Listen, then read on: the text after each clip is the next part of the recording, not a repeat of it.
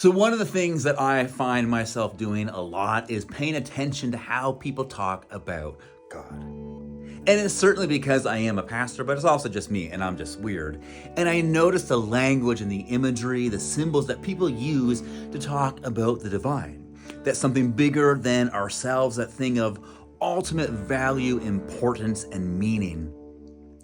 And it's interesting to me because if you look back to the earliest of Christians, the very first followers of Jesus, they used the language of table. They talked about how we have a God of the table. And I think that's something that we need to sit with today, because if you look at the news, if you listen to the politicians, they're not talking about the God of tables, they're talking about the God of tanks. And this is where we need to speak up and say, actually, that is not the kind of God we have. We have a God of the table.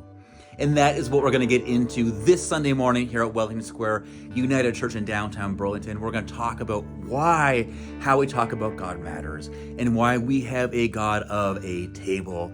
And we're actually going to experience that through the sacrament of communion, that thing we do with the bread and the wine. And so if you are looking to really experience the kind of God that we have, if you are tired of hearing about this God that you just can't believe in, I want to invite you to come and join us as we encounter this God of love, this God who gives themselves away and gives life and not death and punishment.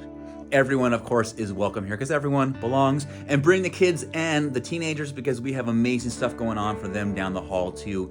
It all gets underway at 10 a.m. Sunday morning in downtown Burlington. All the information is below.